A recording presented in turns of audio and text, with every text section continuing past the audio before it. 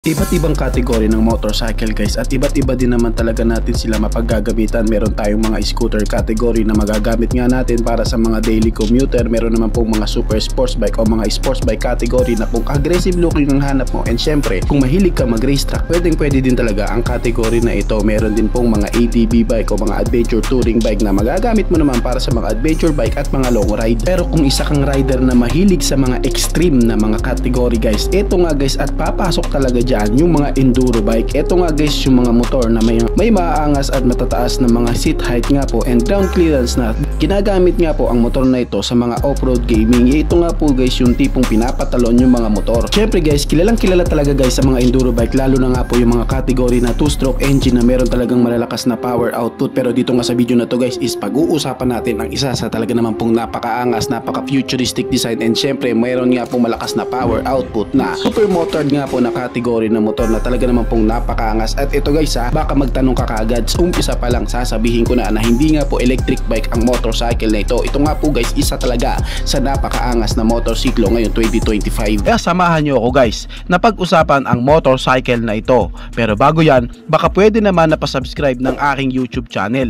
I-click mo na din ang notification bell para maging updated kayo sa mga susunod na i-upload ko. Guys, baka pwede naman na pa-like and follow ng aking Facebook page. Nasa description po ang link. Kaya make sure guys na tapusin nyo ang video na ito para malaman nyo ang information may kinalaman sa motorcycle na ito.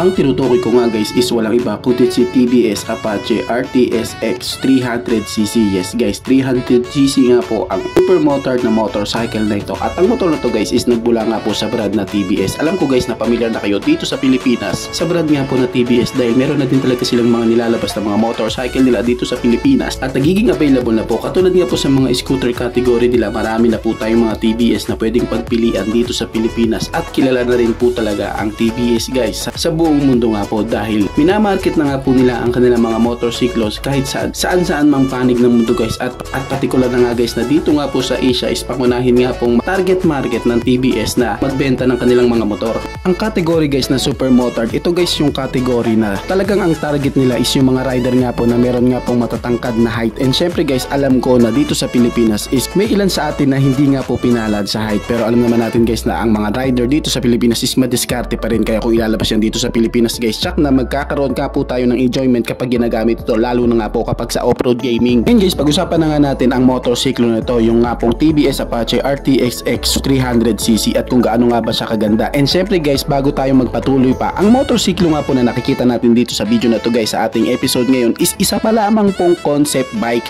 Yes po, concept bike pa lamang siya guys na dito nga po kukuha ng idea ang iba pa nga pong mga engineering ni TVS para nga po sa ilalabas nilang bagong motor na super motored na category. Ngayon guys, pag-usapan nga natin kung ano-ano nga ba ang dapat nating abangan at kung ano nga ba ang specs and features ng RTSX 300cc na TVS. Pagdating nga po guys sa kanyang engine, siya nga po guys is meron nga pong 299.1 cubic centimeter engine displacement. Siya nga po is naka 4-stroke, single cylinder, siya po is naka 4-valve with dual overhead cam. And syempre pagdating sa kanyang cooling system, siya guys is naka liquid cooled engine. And pagdating naman sa kanyang fuel system, siya po is naka fuel injected na. Ngayon guys, pag-usapan naman natin po ang kanyang power output. Shock nga na alam ko na ang ilan sa mga manonood dito is itatanong talaga to, kaya kinuha ko talaga guys ang idea about nga po sa kanyang maximum power and ang kanyang maximum torque. Pagdating nga po guys sa kanyang maximum power, siya po is merong 35 HP at 9,000 RPM and meron naman siyang maximum torque na 28.5 Newton meter of torque at 7,000 RPM. Sa power output na yan guys, para sa isang 300cc na super motored na motorsiklo, hindi ka talaga mabibitin yan. Yung tipong meron po talagang malakas na torque at tapos meron pang malakas na power output output lalo na pagdating sa kanyang duluhan. Pagdating naman po sa kanyang clutch type guys, ito nga guys is ginagamitan ng wet multiplate hydraulic slip and assist clutch, kaya maaasahan mo guys na meron din siyang maganda at responsive na clutch dahil sa alam naman natin guys na ang mga motor na to is ginagamit talaga sa mga off-road gaming. Ito pa guys ang isa sa malupit sa motorsiklo to pagdating nga po sa kanyang gearbox, kasi po siya po is naka 6 speed gearbox na, at ito pa guys meron nga po siya guys na features na talaga namang magugustuhan ng iba nating mga rider lalo na kapag aggressive rider ka talaga. Meron nga po siyang quick shifter. And guys, pag-usapan naman po natin ang kanyang mga dimension. Pagdating nga po sa kanyang height, meron nga po siyang 1155mm, sa kanya naman pong length is meron nga pong 2035mm, sa kanyang width is meron nga pong 900mm, at pagdating naman po sa kanyang wheelbase, ito nga po is may sukat na 1425mm. Ang kanya naman pong ground clearance is meron nga pong 240mm. Pagdating naman po sa kanyang seat height, meron nga po itong taas na 875mm. Ang kanya naman pong curb weight is meron nga pong bigat na 143.5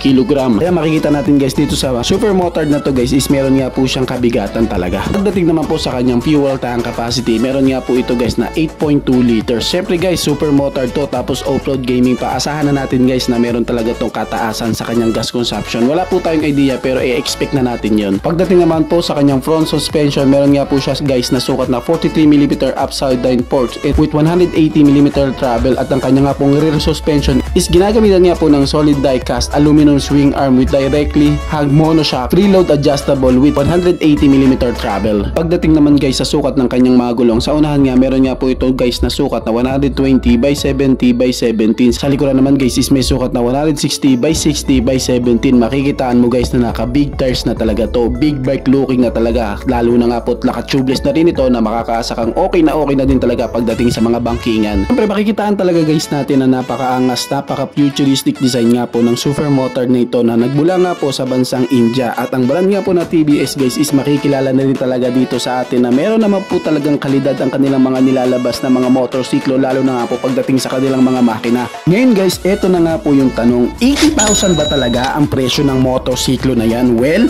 wala pa po tayong ka-idea dyan guys about nga po sa kanyang presyo, dahil sa concept bike pa nga po ang motorsiklo nito, hindi nga po talaga guys masasabi na 80,000 ang presyo na ito. 300cc to guys. Doon nga po sa iba na nagsasabi na 80,000 daw ang presyo na ito, dahil meron nga po akong nababasa sa mga ibang comment section. Well, hindi po yung totoo. Okay guys, about nga po sa iba pang mga information na kinalaman nga po sa motorsiklo na nating napag-usapan sa ngayon is magantay-antay lamang po kayo, at ngayon nga guys is ito lamang po muna ang aking mababahagi patungkol nga po sa ating napag-usapan na motorsiklo na ito, si TBS Apache RTSX 300cc.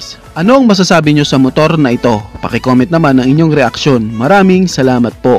Bago matapos ang video na to guys, baka pwede naman napahingi ng isang like mula sa inyo bilang pagsuporta sa ating munting video. Maraming salamat po. So pwede mo na rin i-share para din malaman ng iba nating mga ka-rider. Sa tingin ko guys is dito ko na lamang po tatapusin ang ating vlog. I hope na nag-enjoy kayo sa aking hinandang video para sa inyo. Pinasisigla ko din kayo guys na i-subscribe ang aking YouTube channel. I-click mo na din ang notification bell para maging updated kayo sa mga susunod na i-upload ko. So dito ko na lamang po tatapusin. Maraming salamat po. Ichi boy. Thank you!